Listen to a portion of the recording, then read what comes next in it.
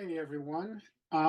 So welcome to our class within the class.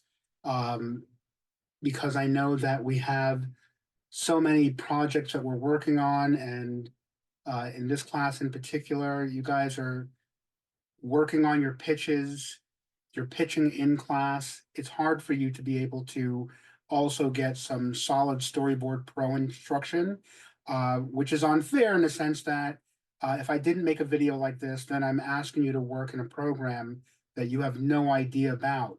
And there's so much to cover that this has to be the first video, because before we start making anything fancy, making anything move, uh, hitting play all the time on the timeline and making something, I think it's important that you have to have your basics under your belt, so to speak, where we have a basic understanding of the interface of Storyboard Pro, of its tools, of its properties, how these things function before you start making something go.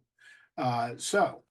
Um, I know that in the first class, I touched upon just opening Storyboard Pro for the first time, but what does that mean to you if you haven't actually got the license on your side? So that's another reason why I've made this video, because everybody's gonna get Storyboard Pro as a license on their devices, maybe next week.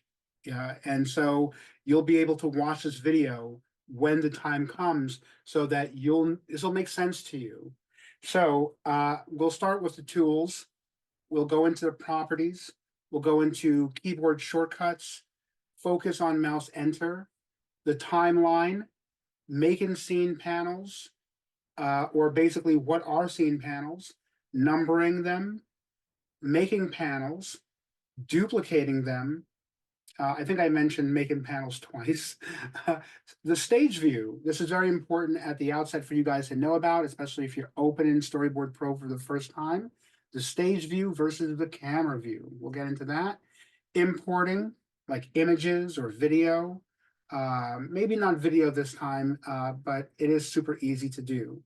Also exporting, like exporting a movie or exporting images. Also importing sound, and then editing those audio files. What are the things that you should know that you can do? Also super easy to do. So let's jump in. I'm going to open Storyboard Pro for the first time. Right now, what you see me in over here is Autodesk Sketchbook Pro.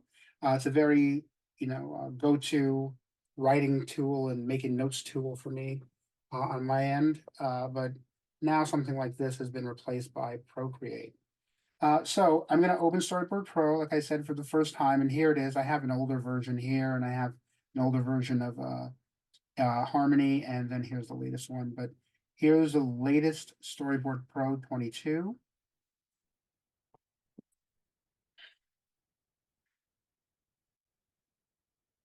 And so when you open it for the first time, right now it's downloading some information.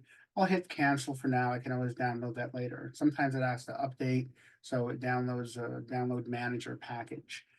So anyway, create a new project. So this is what this area is all about. If I want to find a project that I already had open on my license of Storyboard Pro on my computer, or say on your console, you'll see this area right over here. It'll populate this area. Sometimes you can have, the entire, you have to scroll because you have so many open. But right now you can see I only have a few over here. Let's see. Right over here, when you're creating a project, it's important to name your project, of course. And let's see, I'll call it create new. And you can see that this project title is also copying that. And as I mentioned in the first class, when you have this project subtitle area right over here, the equivalent of that could be, what if this was the name of the show that you're working on, The Simpsons? and this is, Simpsons episode 02, and this project subtitle would be, Bart's new haircut or something like that. Color space, you'll never have to bother with, at least from my estimation or experience. I've never had a problem, using that or needing to use it. Camera size, though, is set by default to be able to do or export the kinds of videos that would fit onto any QuickTime, properly. That would be seen like a widescreen. So that's 1920 by 1080, and the frame rate is 24 frames per second. You can't edit it. See, I'm tapping in there, can't do it. Here's your field of view is vertical. And if I wanted to find a different kind of camera field to work in, I could hit this drop window tab, and I'll be able to look through all of the different kinds of, screen dimensions that I can work with. There's even a Disney HD TV one. I don't think that's going to be on your side. That was, I think, just for me, I think at the time. I don't know. I could be wrong about that. But I did have a job where I was working for Disney Junior, and they gave me a license of their own version of Storyboard Pro, which means that they have their own screen dimensions and everything. It was kind of weird, but yeah, it is interesting to know that Disney has their own screen dimensions for working in Storyboard Pro. That shows you how much they use it. They have their own version. Let's see. I also have others that I make custom. I make a Facebook wallpaper one. I have one that's for, I think one's for TikTok, I think. I don't know if I have it in this one. Yeah, I don't think I have it in this one. But another version I have it, one that I just call TikTok. And oh, here it is. Oh, I can't read. Yay. So right, 1080 by 1920. You just flip those on your head, the HD format. You just flip it on his head and you got a TikTok format. So I'm going to keep it still. I'm not going to touch anything. So I'm just making sure that it stays at that. But if I want to make any of those, I can just hit this plus over here. Again, I just tap on this plus, this window pops up, and I'm able to make a new name for a special dimension that I want to make. I can set that dimension over here. I can also now affect whatever frame rate I want. They also give you suggestions. I'll keep mine at 24 frames per second. Again, you could, you can't do anything here. That's kind of weird that they try to let you. Oh, you can actually type something in, but I'm not going to do that. I don't want to find out. I'll keep my field of view vertical, and let's see, everything is fine over here. So, yeah, it's, just something that you can do. You can make your own new dimensions and name it. And if you want to get rid of it once you created it, if you want to get rid of it, you can always, I see it's ghosted out over here, but you can always hit the, minus tab if you select it, and it would just, highlight, and you can just get rid of it. Anyway, so I mentioned, and I'll mention again, that these videos are a waste of your time because it's not a portal to actual videos. If I tap on it, it brings up a bunch of lessons, I think, like a lesson plan.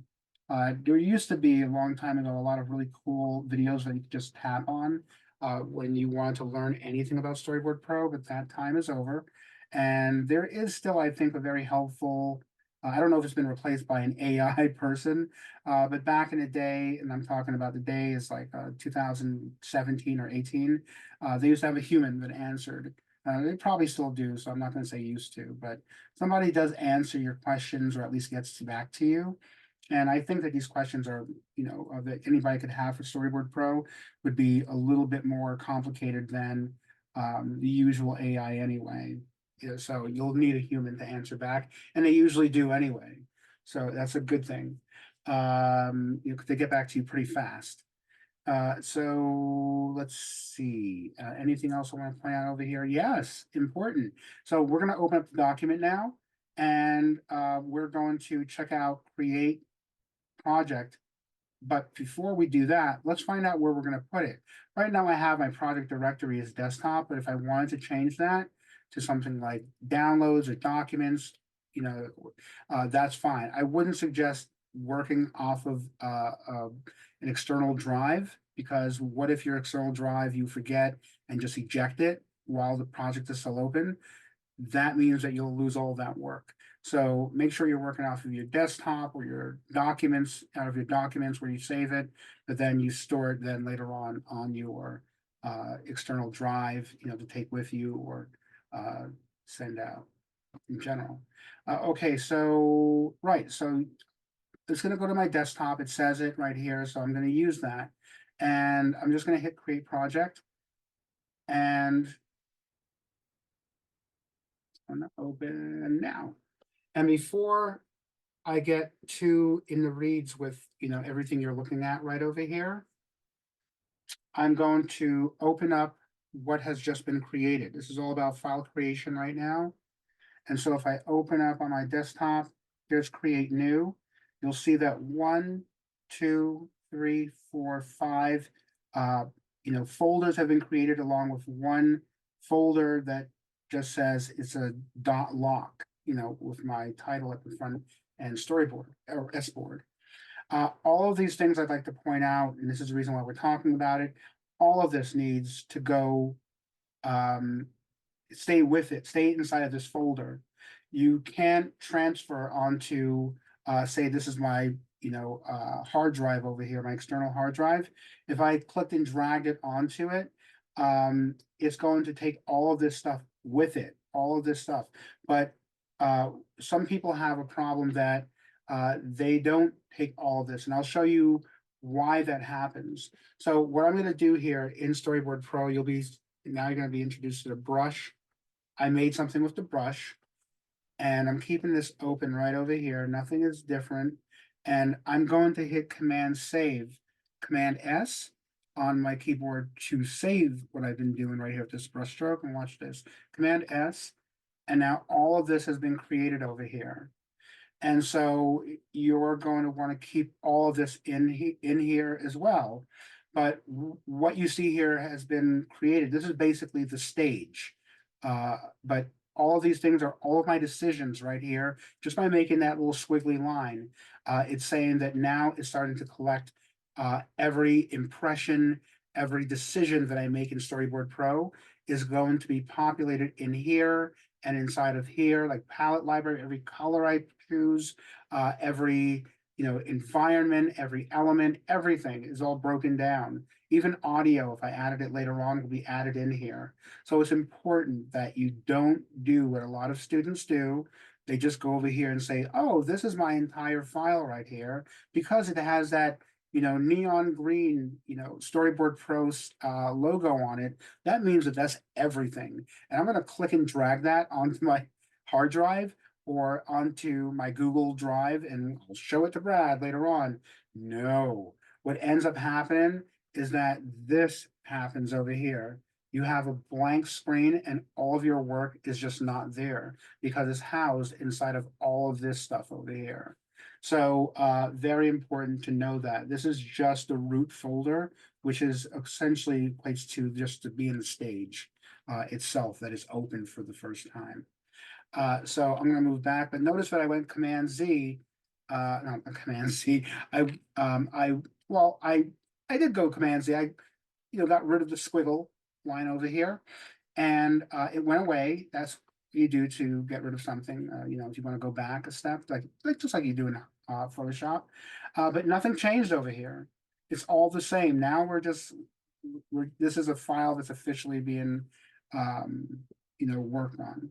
And so if I wanted to move immediately, if I wanted to move in and out, you see me moving in and out over here. All I'm doing on my computer keyboard is 1 to move back, 2 to move forward, or to zoom in. 1 to zoom out, 2 to zoom in. Very basic. Understanding is much easier than in Photoshop, which is Command minus and Command plus to move in or zoom in. You also have those tools up over here. So let's see so far what we've talked about.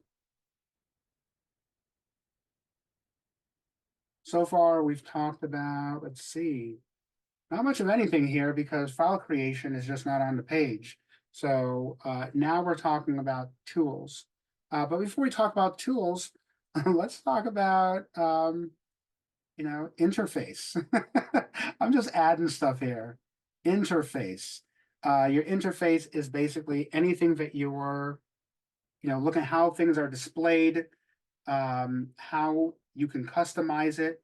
Say, for instance, when I'm thinking about interface, I know that if I move along the borders, I see there's these areas. There's like three main areas, as you can see, three main areas, and they highlight in red as I move around them. That's the first thing that we're going to talk about when it comes to interface. It's called focus on mouse enter. Wherever it's very easy to understand why they call it that, because wherever my mouse enters any of these areas of interest, it lights up. Why is that important on a very basic level? If I'm doing my old, zoom in, zoom out, which is one to move in, one to move out. If I go over here to the timeline, I'm just going to make this more visible for you guys. If I use, and now you can see that this red box is now in this area of interest. Two will make my thumbnail caption larger, or my scene panel larger, or I can press one to make it smaller to the point that it's a little thin slither. And so the point is that you may have many, many, many scene panels to the point that maybe sometimes you have 400 of them, maybe. You never know. But it'll be easy then to just, select, just be able to not even have to select them all. The moment you hit one over here, it's going to get smaller. All of them, they're going to truncate or they can expand. And here's another way of being able to zoom in, zoom out right over here. And so focus on mouse enter. On your side, I've already had to set mine. On your side, it's not set. So you will be hard pressed you would literally have to press in each of these areas to make these boxes light up, these areas of interest. That could be very frustrating. So what I'm going to do is I'm going to show you where you can change that. Here, if you go up to Storyboard Pro, this top menu area, here's Storyboard Pro, and I'm going to go down to Preferences. I'm going to go to this tab. Out of all these tabs, go to Global UI, and you'll notice that I have Focus on Mouse Enter checked off. I don't know why Storyboard Pro thinks that maybe somebody doesn't want to have Focus on Mouse Enter available at the outset by default, but apparently you have to actually set it. So I think it's important to make in your customization or your experience using Storyboard Pro a lot more smooth if you have this set for yourself. So I'm going to hit OK. Whenever you want to save anything that you're doing here, as far as setting different preferences, make sure that you hit OK and not hit the X. You hit the X, it's going to cancel your all of your selections over here that you've made over here. So I'll just hit OK to save it, or hit cancel because I didn't do anything. Same deal. But that's something that you're going to want to have at the outset. Also, you see that there's these gray bars over here. These gray bars, if you see me hovering on top of them, you're prompted with your mouse cursor with a little up and down symbol. That's your prompt to just do this. You can make the real estate move around for you. Here you can do the same thing over here. Click and drag. Also, you can just tap manually over here and tap on this arrow and everything opens up. You see that arrow is still here. I can do that again. And if I tap that arrow, wow, everything over here is really big. And so let me do that now. And I could do the same thing over here. Bring it back down. It just makes different ways for you to be able to, focus on a certain area. Sorry. So if I wanted to focus on everything that's going on and editing scene panels, and I didn't want the drawn stuff in the way, I could just move it out of the way. So that's very helpful to know about the interface. Another thing about the interface is that if you see these gray bars over here, I can click and drag them and move them wherever I want to. I could rearrange them if I want. Say I want them, well, you see, if it's an area where it's saying it just can't be moved to, it will just snap right back. If I didn't like this setup and I wanted to go back to the original way, I would have to go to the top menu over here, go to Windows, and go to Restore Default Workspace. When I tap that, it's going to go to a different, the original first window or view that Storyboard Pro has to offer. You'll see that right now at the very top, I think this is what you see on your side when you open Storyboard Pro for the first time. You see what's called the drawn workspace. And that's not where you need to be, obviously. But because you can't actually make a timeline, really. This is kind of a timeline area. This is where the timeline area is supposed to be. We haven't really talked about it in this video. But yes, timeline is always going to be at the bottom. But this is sort of just doing it in just like snapshots over here. It's another way of doing it. But if you want to be in the area that you saw me start out with, which is the timeline workspace, you're going to need to go to this one. And it's denoted by this little musical note, which gives me and you the cue of knowing that, oh, you can add music here. Once you know you can add music there, then there should be a timeline to time the music out. So that's a good way to remember it. There's other workspaces over here that we're not going to talk about in this video, but I advise that maybe you check them out. You might like them. There's different ones. There's the 3D view workspace. There's the PDF workspace. There's the pitch mode workspace. That could be pretty cool for you guys and totally something that you could find usable. There's the vertical workspace and horizontal workspace. But let's take a look at real quick. I'll just open up the pitch mode workspace. Look at that, how they just know that there's a need for that kind of workspace because pitching is important. And so here, you can just draw all willy-nilly in here. There's no zoom in, zoom out. One means nothing here.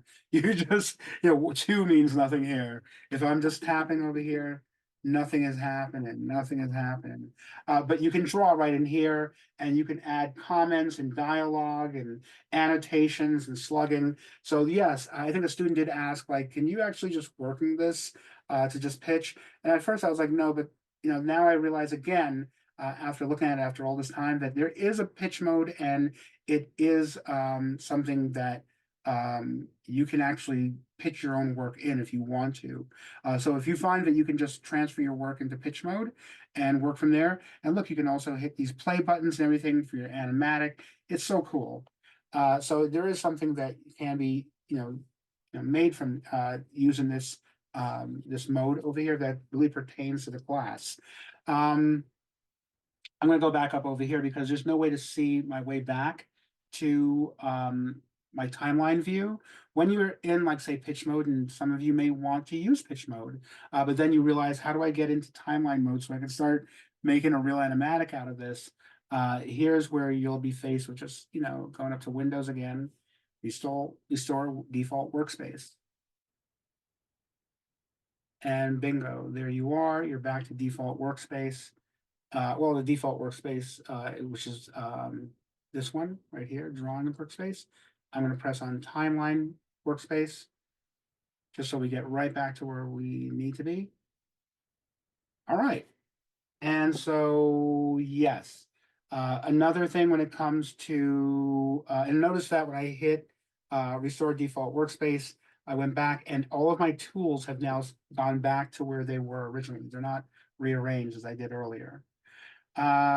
Another thing that we should talk about is what view should you be working in, as far as like what stage should you be, or stage window, or what window should you be working out of for your workspace area. And so when you look over here, it says by default, when you open up Storyboard Pro for the first time, your license is going to be in what's called stage view.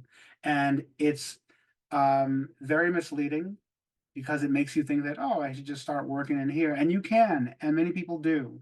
But they find that when you're playing back their work, say you had camera keyframes that, one camera keyframe is over here, and then the camera moves over here, but then you cut to a new scene that has another composition, like maybe over here. What's going to happen is that, and you see this little hard coded little rectangle over here. That's my camera view.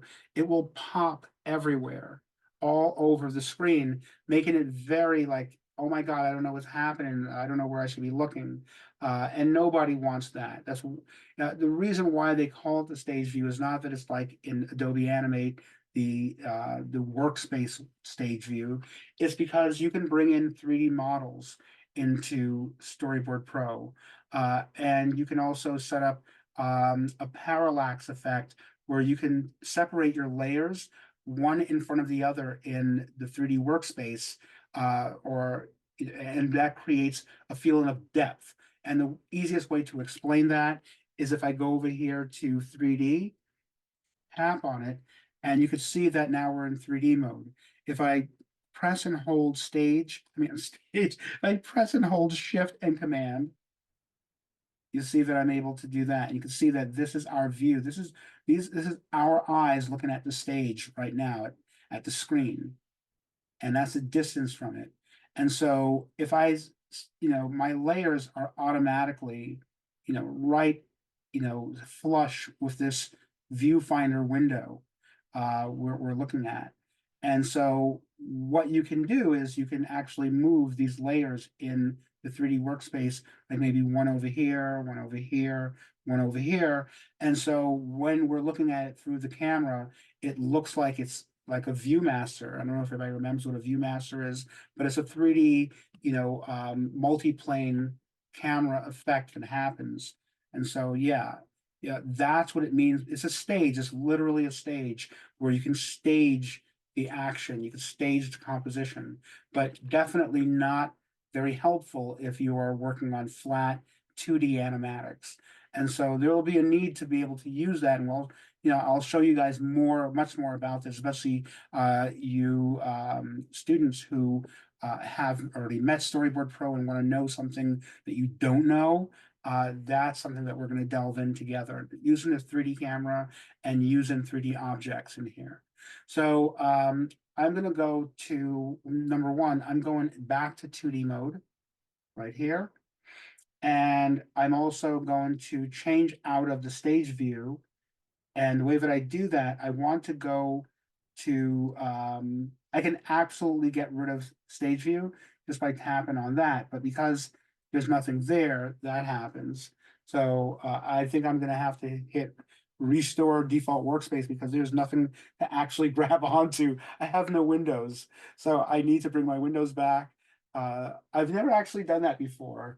So there's a first time for everything. And then I need to go back to timeline view. Very embarrassing. Let's go right back to it. Here we are back in timeline 2D mode. And so yeah, I'm gonna go over here to the plus button and I'm just gonna click on, it was saving at the same time, hit camera. And now I can go over here and just say, I'll get rid of the stage view for now, because I can always get the stage view back if I wanted to. And I can get many others that we'll talk about at another point. So now you're seeing the true, space that you'll be making all of your action in. You'll see that there's a camera mask over here. You can turn it on and off. Here it is. Here's your camera mask. It looks like what we're looking at. There you go. You can draw wherever you want, using 1 and 2 to go back, draw wherever you want, and then close this, so you see exactly what you're going to export, whether it's an image or QuickTime, that is what's going to be seen. So just a nice view of the overview, I should say, of these different interface workspaces and stuff like that. There's also different guides or guide overlays that you can put on here. Like say, for instance, if you know about the rule of thirds, here you go. You can have what's called the proportions grid. You see if I hover over it or any of these, that will tell me what it is. And it'll also tell me what a shortcut key is, a keyboard shortcut is.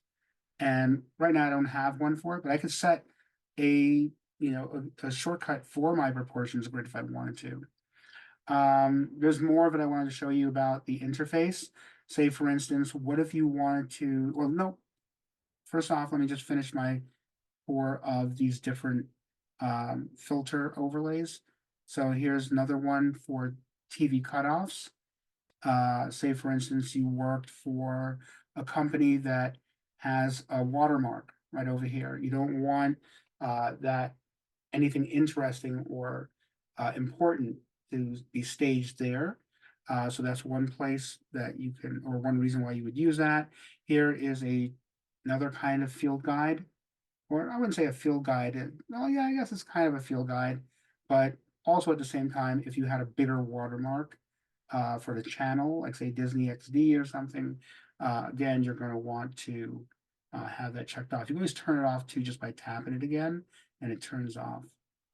And look at this. This one has two nested inside. Here's title, safe areas, and here's another one. Right. That's pretty cool. That's new here. And I'll tap it again just to turn it off. Here's another one. Action safe. We'll see what the other one is. Cool. That's new as well. That was not available in previous editions. And notice that when I tap over here, I'm able to see little drop windows on when I tap on the little triangular wedges in any corner of any tool or any feature, it has a drop window letting me know that there's a lot more to offer. These are all the standard grids that you would have, for anything that you're animating on, which is cool because this is Storyboard Pro. It's another way of telling you, yeah, you can actually animate in here, and we'll get to that as well another time. But yeah, if I tap it again, it goes away. Another thing, because we have these tools over here, if you want to turn or rotate your canvas workspace, you're able to in different ways. Say, for instance, if I wanted to do that, I can hold down the keyboard shortcuts of Option and Command, and that brings up an old-fashioned icon of a animation light disc, which, and I was trained on these kind of things, these old antiques now. But yeah, you can swivel, and rotate. We used to be able to put our fingers in here and just move it downwards so we can turn and get a great flick of the wrist when it came to making a drawn stroke. That was difficult if we had a real balanced look over here and we can't move it, just swivel it. Anyway, you know how that works. But my point is that you'll see that with by having those two keys depressed, which is again Option and Command, it brings us up, and you can see that no matter where I go over here, my mouse is prompted to make a rotate gesture with it just by clicking and dragging and just moving in the direction of doing that. And I could, then catch a really nice line over here, that I couldn't have achieved if the composition were, right side up. And so if I want to do that manually on my keyboard and not have that really, fluid movement, I just want to do it incrementally. I can go on my keyboard and press C to go counterclockwise and V to go clockwise in turn. And so what if I was like this, like I can't get it to just get right side up back to its original position, just by, I can't do that by hitting C because it never really stops at a balanced look. So the way to do that is, there's several ways to do that. Number one, you can hit Shift X on your keyboard, or you could press on reset view, which will pop everything way in front of your face. You can also, let's see, you can also go here. This is basically reset rotation, which is really just Shift X. If I hit Shift rotation, it, right side up back to where I needed it to be, which is interesting because it doesn't have, Shift X next to it, but that's pretty much what it is. And another way to go in and out, I think I showed you already, is just this little slider handle over here. So now you've met all of this stuff over here. Let's move on to talking about the tools, and then let's talk about layers that are associated with them. And by association of that, we also have tool properties right over here. So we're looking at all of those things together as one, so we can learn a little faster. So let's move in. Number two, we know that brings us in forward. And let's see. I'm going to use my brush. The first thing is my brush over here. You're probably never going to need to use your stencil brush. I don't even know what the stencil brush does. That's really weird. My line just disappears. So I'm not going to discover anything about the stencil brush, which has just been added in this new version. So that's my brush. There you go. And here you see, I can bring up I could bring up my maximum size of the nib over here, which would look like something like that. Maximum, whoa. That's that. If I tap on this over here, this triangle, it brings up my, vector brush properties window. And I'm able to see if I want to draw in a diamond shape, if I want to draw in a square tip. I always keep it as a circle, my personal preference. I think it might be yours as well, but I can play around with smoothing. I usually keep my smoothing up, to about maybe 30 actually. And when I talk about smoothing, that means that my line will be nice and it will be corrected, so to speak. If I kept it all the way down at 0, watch this. There's kind of, well, if I did this, let's see. All right, that's with no smoothing. Let's see what happens when I do use smoothing. Go back in. Absolutely. 40. Yeah, you see how it kind of it shuddered in place. There you go. So that's what smoothing does for you. It really helps, control your line, no matter how much pressure you're putting, or or if you have a slight, deviation from the stroke that you're making. It's very helpful. What else can happen in here? Why does it say it's in pitch mode? Because we're not in pitch mode. See, dual tip. That's weird. I can't tap on that. Oh yeah, I can tap over here. And there's different kinds of brushes that go in here, that are housed in here. But I can't select them. Hold on, let me see if I can use my mouse. No, my mouse won't let me do anything with them.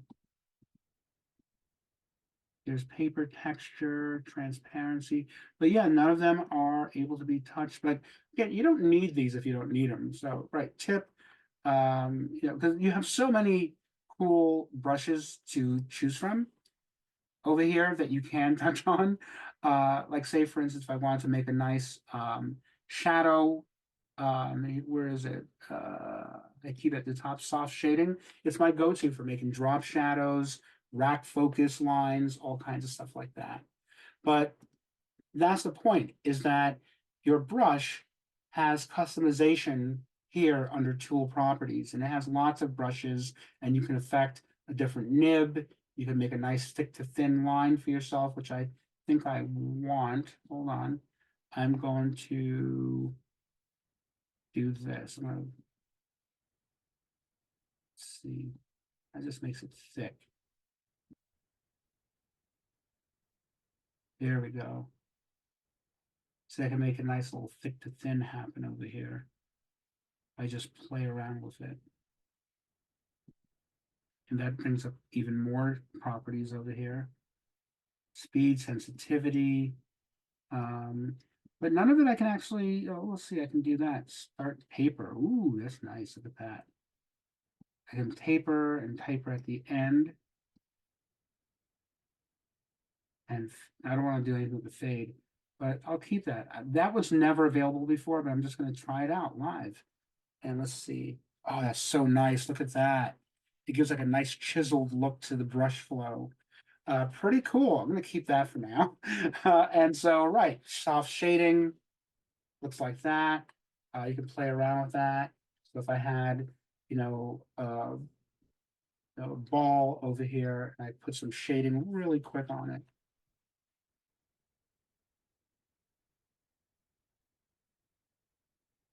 I mean, that works out immediately. So there you go. And Command Shift Z helps you redo something that you've done. So Command Z.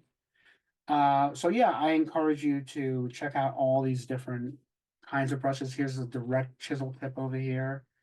So I really don't even have to even make anything, just several kinds of chisel tips that can be made. So yeah, Tilton pencils, Conti crayon, there's so many to define your own style for yourself that it's silly.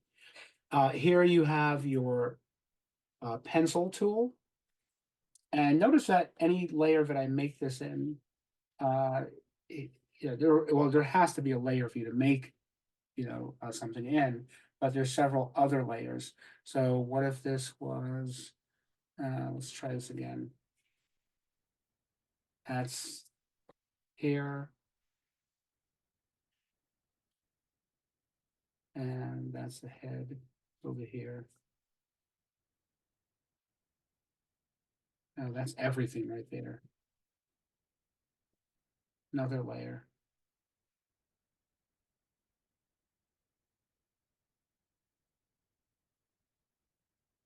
You see it takes a moment for it to update over here. Give it a moment. There you go. So I have two separate layers over here. I can shut one off, bring it back on. See that when you see these eyes shut, it means there's nothing inside of it. Right. And that's all made with the pencil tool. And there's a big difference between, if you wonder what the difference is between the pencil and the brush, it's simply this. Here's a line stroke. I'm going to hold down shift so it goes really straight.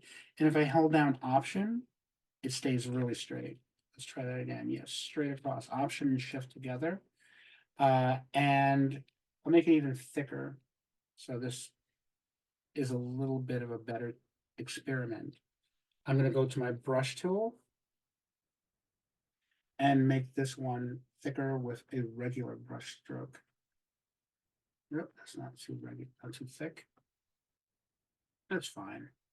Anyway, pretend that this was, the silhouette shoulder. You need to make it rounded. And you were now tasked with adjusting this. If you made that shoulder with a brush tool, it's harder to adjust that shoulder as opposed to the shoulder made with a pencil line. And I'll show you why. And that introduces you now to another tool. This is the contour editor tool. I believe it's W. Yeah, it says W next to it. And I'm going to tap on it. Here it is, and it has other tools underneath that we'll talk about later. But if I tap on, see, it's letting me know that right now you can just kind of like lasso it. But if you go along the tip edge of the artwork and just tap it, it's prompting you to. It shows that it has these little points of interest all around these little handles. And so the best that you can do if you click and drag on them is like that. I find it more akin to, they have how to make sausage and it's just filled with meat, but it's like this edible casing. They put it in, you could eventually get there by, you know, clicking and dragging and morphing it and trying to make that shoulder, but it's not helpful, dude. No, come on. So that's, one way of knowing that this is not good for if you're making like a character rig or you're making a really nice design, which you can make both in Storyboard Pro, of course, especially the rig. You can make the rig and take the artwork that you make here and bring it into Harmony or export the file as a Harmony file and you can continue fully rigging from there. So, but now if I go over here, you notice that my contour editor is saying, no, not along the edges. You can click in the middle. And so if I do that, here we go. We have a nice straight bone going through it. And if I click and drag, I can make that shoulder whatever I want. As a matter of fact, if I double tap on any of these little points, double tap, it makes a Bezier handle. And so now I can really affect it. The other thing that I'm able to do that you can't do for brush line is if I go to the other tool that I'm going to introduce you to right now, which is the select tool. The select tool is just above the contour editor tool. The select tool is housed with another important tool called the cutter tool. The cutter tool and the select tool are essentially the lasso tool that you find in Photoshop. And the lasso tool being broken up in two different directions over here, I can show you how cool that is, because if I go to, say, the select tool, which is Option S on your keyboard, I go to select, I can just tap on, one, piece of the artwork over here, or the two pieces of artwork, and it highlights the whole thing. I can click and drag it to see if it might have that multi-directional arrow that prompts me to do that. I can also scale it. If I hold down Shift as I'm scaling down, by clicking and dragging in from that corner, I'm able to retain its proportions. If I don't, it kind of just does its own thing. I can click and drag from the middle to drag it in or out, up and down, play around. And it's denoted by, also the idea that visually it's in anything that's selected with the select tool is an orange. So that's a good way of knowing that you're using the select tool. Now, I was saying what's really cool also about making a pencil stroke is that I can tap on this one over here and I can affect its size just by clicking and dragging in the select tool custom properties over here, having selected this. And so, yeah, that's something you can't do here. There's nothing like that. But also you can flip anything that you've selected in the properties area for select tool. You can flip horizontal, you can flip vertically, you can flip that way, you can flip that way. What is this one over here? Smooth, it smooths out selected drawn strokes and removes extra points. You select that, you see that it kind of, jutted in. It's basically got rid of a bunch of points. Tap it again, you see that the bounding box has created less points as well. This right over here is flatten. Basically, it merges drawn objects and brush strokes into a single layer. So say, I guess if I did this over here and I selected all of these and then went to here, you see now it's still just different things. I'd love to master that one day, knowing how to use that pretty well. Let's see, let me try it one more time. No, it's still separate things. You notice that, they're two separate, I guess maybe, what if it's because one is a brush stroke and one is a pencil stroke? So let me see if I use another brush stroke over here, if that makes a difference. Right now, if I use my select tool, Option S. Yeah, no, this is all smushed together now. Yeah. Could I do that with a pencil? Let's try that with a pencil. Option S. It separates them over here. See, I can click and drag this away if I wanted to. Click and drag away just by tapping and dragging. But what if I had all of this selected and then hit this? No, it doesn't do anything. I'll experiment a little bit more, but yeah, you should always be curious about how any of these tools work, and you can always look up on a tutorial on it. We're not going to get into the reads with these bad boys over here. I don't think it has anything to do with the basics of understanding how to move around Storyboard Pro and make stuff. So, But this one is actually helpful because this is, you have the common lasso look, you see the lasso icon, but what if I wanted it to be like a square? Could do, well, that's not very helpful in this instance over here, but it will be helpful if you use the cutter tool, which, mind you, if I have this selected as a marquee and I went to the cutter tool, which is right over here, is the other split personality of the lasso tool, you'll see that when I highlight stuff using the marquee, it can cut it. And that's literally what the cutter tool does. It just cuts these things away from each other. And you can merge them back on, or you can hit Command X to cut it, Command V to paste it. Yeah, but that's what the cutter tool does. And notice that, yeah, again, that is, until I change it back, is going to be a marquee. So I'm gonna change it back to lasso. If I went to my select tool, notice that now it's also back to lasso. So that's the cutter tool, and it works very similar to the select tool if you're, holding down shift and you want to retain the proportions, or you want to, scale it, or you want to click and drag from a certain area on the bounding box. Totally doable. So yeah, but they both have their own individual purpose, obviously. So you've met all of these tools over here. Here is the stamp tool. We're not going to get too far in the reads with that one, but yeah, it kind of does what these samples, can do. You can make trees. You can make them on different layers on top of each other. Now this one's on the bottom, but if I click and drag it to the top, now those layers are on the top. And I can also, let's see, scale them, Command A, and click and drag. Even while I still have the stamp tool selected, I can hold down Command A to select all of them and then drag.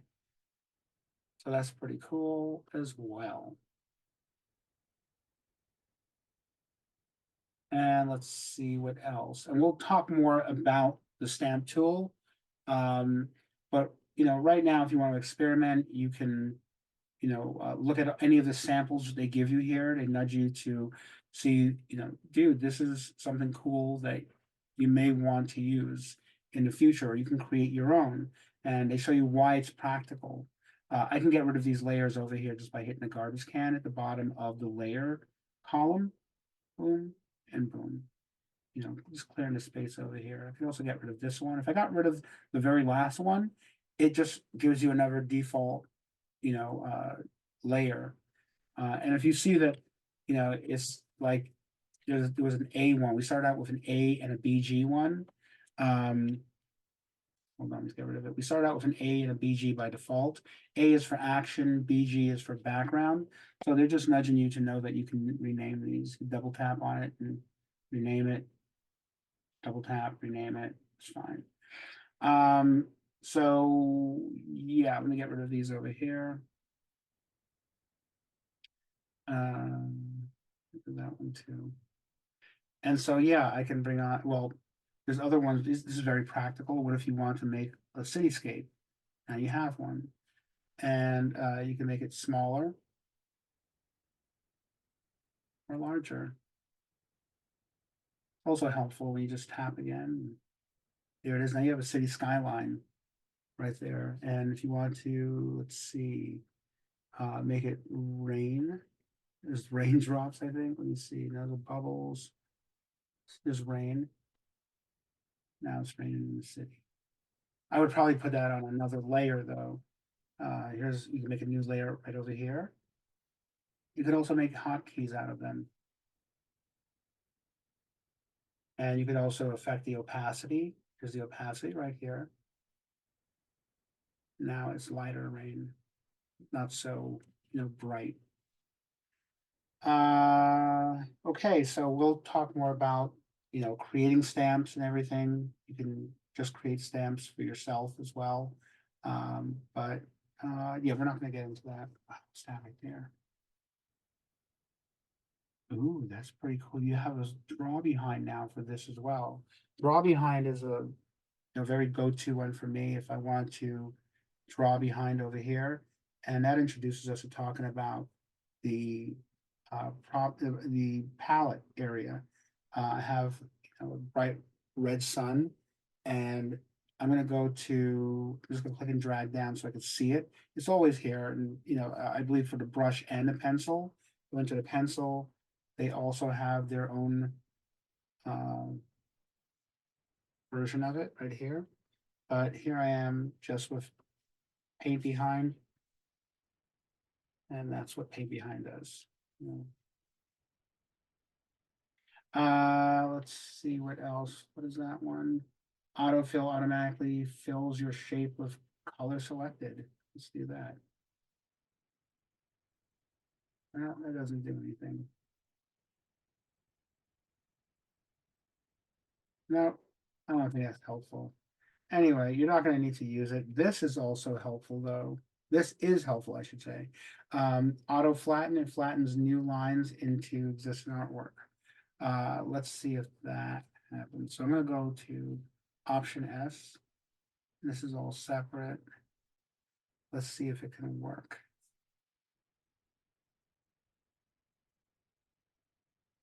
Nope, still separate. Let's see, brush. No. No, the brush would just is saying that if you, I believe it's just saying that you can actually flatten anything that you draw from there on in. Once you've had it selected, it will merge and flatten that way. So it's good to actually just have it on then. This one over here, I think this is new, snapping. Turn on tool snapping to help with precise positioning of drawn. I've never had a use for it. I think it's actually, it has always been here, but I just don't have a use to have something that's like snapping my lines together. Not helpful. So let's see. Um, Stamp tool we covered. There's also the text tool. That's the eraser, of course. The eraser is the eraser. It does what eraser does. You can also see it has its own version of these customizable um, uh, presets over here, or dials that you can just slide around and customize it. So right, and you can play with the nib, make it larger or smaller. Uh, Text does exactly what you want it to do, you know, and it has its own customization over here. You can, if you have a font book, you know, of course you do have a font book. Every Mac has one with its own, you know, library of different kinds of fonts. It will show up here in Storyboard Pro. And you can always add new ones to your font book later on, you know, that don't belong there by default. And, you know, close Storyboard Pro, open it back up, it will populate in here no matter, you know, what you've added to the font book. Also, you can fix the size of the fonts, the kerning, the indent. You have auto kern over here. You can fix the line space, and all these things have been very helpful to me in making anything that's like a, you know, if I'm making something that has subtitles, if I'm making something that has on-screen text, you know, you can see that there's so many different reasons why this would be super helpful with a text tool, and it's so go-to and helpful. Let's see, like just so easy to use, I should say. You can also play around with like, you know, centering and, you know, jutting something to the left or right. You also have, it's fogged out right now. You have bold and indent. So that's also there as well.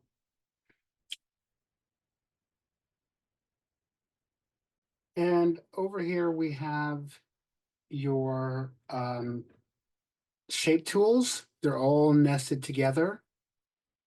If I, you know, tap and hold on the little triangular wedge, we see that we have a rectangle, an ellipse, a line, and a polyline. And all of them can be edited in the same way, just like a pencil line. So as a matter of fact, the pencil line is the same, you know, shares the same size nibs wherever it is. So if I brought this one down under the pencil and went to the rectangle tool. There you go. You can also hold down Shift to make a perfect square, not hold down Shift to make a rectangle of any length that you want. The same for this ellipse. If I hold down Shift, it makes a perfect circle. If I don't, it looks more oval. Here's my line tool, very much like my pencil tool, except that when I do this, this is pretty cool. When I hold down Shift and I move my mouse in any direction, clicking and dragging, it will only snap, into the position that I want if I just release Shift. So that's pretty cool to know that you can do that. I don't think you can do that in anything that's Adobe. So let's see, polyline tool. We'll talk more about that in the coming classes. We have also your paint bucket tool. So say, of course, I made, a circle over here. I can go right over here and pick blue, go to my paint bucket, tap it in. If my circle was semi-closed and I try to paint bucket it, of course it won't work. Let's see if we can close large gaps. That even won't work.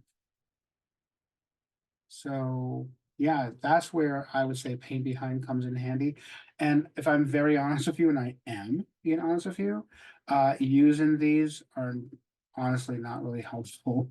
I have found more success going just straight to my, paint behind button and just going for it. And then I just hit K, I'm sorry, I hit I on my keyboard to paint it in. And it's interesting that I say that, I just press I, because I'm just used to doing that on my end, because I is what I set my keyboard shortcut to be. And that opens the conversation about keyboard shortcuts. You really do need to set them. Before I do that, I'll just close out over here by saying, of course, this is your ink dropper. If I wanted to select red, tap on it, here it is. I want to save red right there. I didn't want that red anymore, hit minus. While it's selected, I can play around with the hues over here to make any new color that I want. Any color of the spectrum, it's all up to you. You can play with opacity to make it, lighter when you draw with it. Let's see, I go and I draw with a lighter opacity and I bring it down. You see now it's very light and see-through. Let's see if this was a top layer. That's what it would look like. Bring up the opacity. Up the opacity more. And then, yeah, okay. So you guys get the idea. So yeah, play with your opacity, anything else. Also, yeah, you could bring in, all right, you can switch between sliders. I always keep on HSV, it's very easy to just slide them around and get something really quick. Let's see, also with this little note icon-y thing over here, the bottom one, if I just clicked on it, I could add a new texture. If I clicked open new texture, I could bring in, anything and make it into a texture swatch. Let's see if I could find one. Let's see.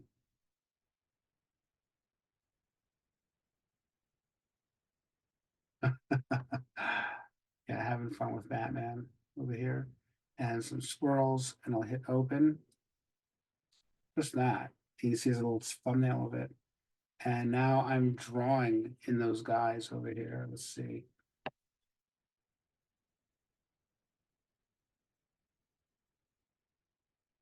Yeah, it's actually painting. As a matter of fact, if I went wider over here and I just brought a really big nib, it's all of that happening. That's really weird. I think I affected the opacity somehow.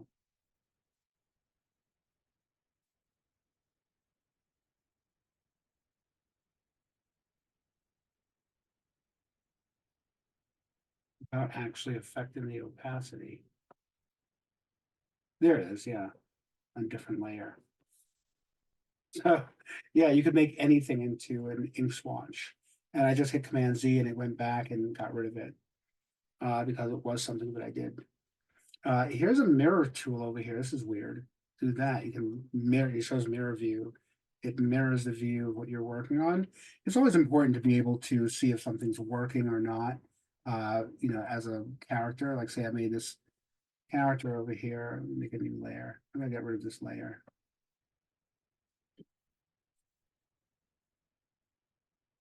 And I wanted to see if it was balanced on the reverse. And I just hit the mirror. I'm able to see it, see if it works. It's nothing that's permanent. It's just showing you the reverse view. Let's see what else. You have your hand tool. That's your hand tool, moves things around. You have some other things nested inside. You can also rotate your view. So that's, if you don't, that's new to Storyboard Pro.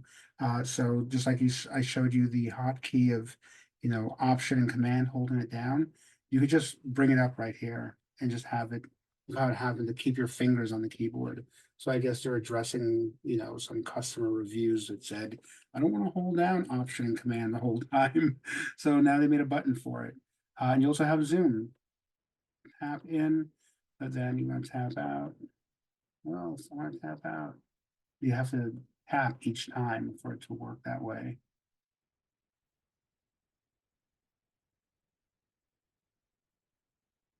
Okay. Anything else I want to show here? Let's see. So we've basically gone through all of the main tools, drawn tools. I'm going to hold off from talking about the layer transform tool because that's a separate conversation that's not included in our basics. But yeah, keyboard shortcuts. I was going to bring it up and I kind of veered off the path, but just to be very clear, at the outset, it's not as fun as when you go into Adobe Animate or into Photoshop. B equals brush, E equals eraser. It's very easy. Your I for your ink dropper, I believe is G for your bucket, paint bucket. There's, all these different, go to, right out the gate, ready to use shortcut hotkeys. With Storyboard Pro and with Harmony, it's way different.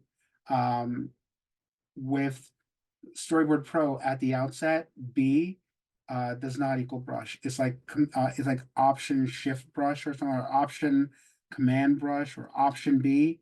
No, it's Option B, I believe, at the outset. Also the same thing for the eraser is Option E. It's just so you want to change your hotkeys. Knowing your hotkeys and customize them to be something that means something to you in your experience with Storyboard Pro is absolutely key to you being able to very quickly move through Storyboard Pro. So I'm going to go up to keyboard shortcuts under Storyboard Pro. And I'll start with, and you guys would on your end, you'd continue on making your own.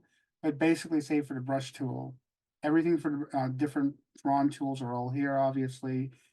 They show you here in this column what my shortcut is B, and what its default is. And so if I want to change it, I would tap in here at highlights. I would simply tap inside. Don't think that you have to actually click and drag over it. It's not the way that it works.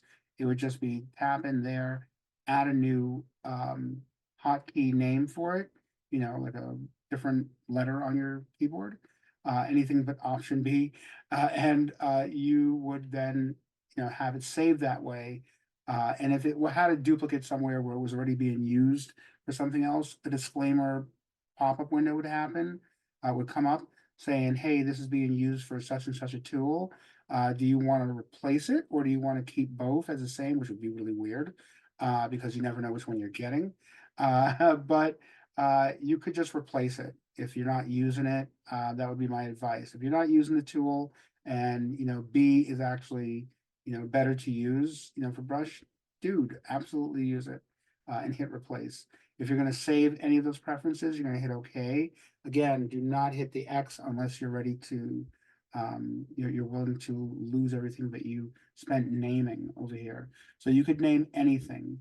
You could name anything from your cutter tool to things that don't really have, a hotkey, like say making a new layer. If you're making a new layer, it's going to be under obviously layers. If you're going to do anything that has to do with playing and playing or hitting, rewind or something like that, it's all here under play navigation. So it's really go to, but once you tap on any of these arrows, it shows that it has lots of presets over here that you can, or lots of hotkeys that you can make for them, which I should say.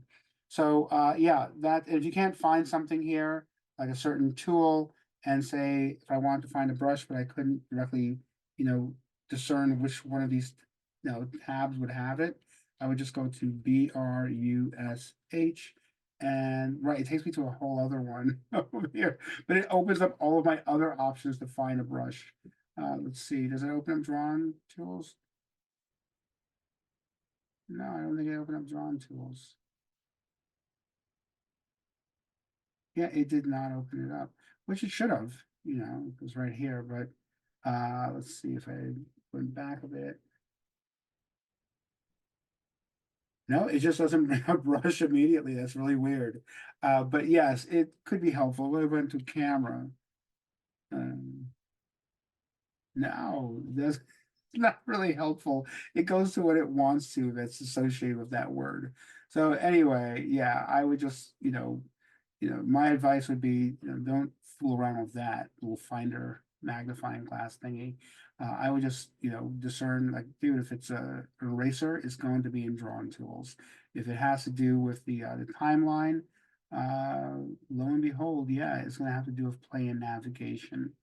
So we'll come back to that another time, but I implore you, please make your experience, uh, more streamlined and comfortable if by making your hotkeys customized for yourself. So that's about it in that direction. So we talked about uh, tools, we talked about keyboard shortcuts, we talked about interface, we talked about focus on mouse enter, talked about the stage view as opposed to the camera view. Let's keep rocking, man. I'm gonna go through the timeline. Here's a timeline over here. So let's talk about that. Just to close out talking about the layer area though, you can create any amount of layers that you want to. You can also create bitmap layers. I don't suggest making bitmap layers because they're kind of outdated. There's something that obviously, honestly, I should say, that Storyboard Pro is going to need to phase out because everything that you can do with you can do everything that you couldn't do previously with a vector layer that you could do with a bitmap. Or what's a better way of putting that? A bitmap layer, let's just back up. A bitmap layer is usually used to make like a rack focus drawn. You could blur backgrounds and stuff. And blur basically, layers. And now with the updates made to Storyboard Pro, you don't even need it anymore because now with any vector layer, this is a vector layer. If I right click on it, I could just go to apply effect and make a blur and just go, yeah, I'll make it 40. Let's go. And it's not going to show up because it just warned me of something over here. And let's do that one more time. Right click, apply bitmap, apply blur. And I have it set at 40. I'm going to put it at 5. Maybe 10. That's not the reason why it disappeared. It's because my width and height of the area is too small. By default, I just go for it, just add a 2 right there. Hit OK. It'll say, hey man, your stuff might get clipped if it's not within like, the canvas size. And it is. So it'll just blur what I have right here. And there it is, it's blurred. Voila. Command Z goes back to normal. But yeah, previously that's what you could do with a bitmap layer. Um, let's see, you can also duplicate layers. I duplicate it and duplicate it. See, if I want to put it into a folder, I could create a folder with the one that's currently, in the one that I currently had highlighted, and I can click and drag things into it. Whole other video another time where I'm going to delve into why is that something that you can do, and it's so helpful. And again, you've been introduced to the garbage can, which also exists over here. Here's a garbage can as well. They also have, in addition to the garbage can, they have a duplicate of, you can create a vector layer, you can create a bitmap layer, the same as you can over here. And they also have a lock for your layer, which any layer comes with. Each layer comes with a little lock icon, but if you click on it, it locks it. And now, if I try to go with my brush, it shows a little, no-go sign symbol. And you can just unlock it if you want to. So yeah, sometimes you can have, duplicates over here. You can get rid of them. It's just, well, no, we're not going to go into that right now either. That's a whole other rabbit hole. But yes, you can add and take away different little tools that are on the sidebar over here, especially anything that happens below this mark over here. Okay, there's also the light table over here. You can see that the layer that's selected is, on top of everything, so to speak, as far as visibility. And anything that is not selected as far as a layer is, it has like a fogged out effect to it, which allows you to be able to draw on top of things. Say if I had one layer right here, and then I made another layer. Now I could, see where that other ball is. It's sort of like onion skinning, but on a layer. I mean, in a scene panel, doing that. It's a little weird to think of it that way, but yeah, it is really helpful if you're trying to, see between different layers that you're drawing on. So it pops the one that is highlighted into focus. So let's see, and I'll show you that we have a lot, I'll show how we have a lot more practical uses for it moving forward. Just not right now. Let's see, anything else over here? Okay, so far we covered everything to do with those, right? We're still talking about, oh, the timeline, that's important to talk about, of course. Let's jump in there. So with the timeline, this is, we've already met how you can magnify and decrease the size of the scene panels. It's weird to refer to them that way, but that's what we do in Storyboard Pro. A scene panel is pretty much like a frame, what a frame would be on the timeline for Adobe Animate or Photoshop or Harmony, except that we deal in panels. And as a matter of fact, if you could think of this as a giant, storyboard panel that has all these layers within each of those panels, that's a good way to think of scene panels. As a matter of fact, it's even more made clear that it's very much like a, if you saw like a storyboard page that has like 3 panels on it, this would be the first one right here. They start out by default. So by default, you start with a scene 1, panel 1.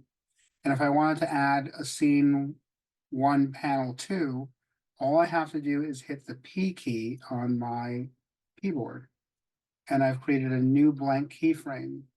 And they're connected to each other because they're fused together. There's nothing special to it. I just made a new layer. Not a new layer, a new scene panel. Sometimes it's a little confusing because I think of the times that I'm in Harmony teaching or working in Animate. or in Photoshop, but yes, this is not a layer, it's a scene panel. But any scene panel does have a layer column associated with it.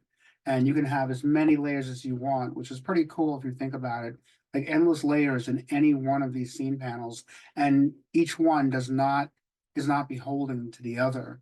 If I do something here, it's not supposed to show up here. The same way, even if I duplicated this layer over here, I could right click on the one that has work inside of it and just hit duplicate panels.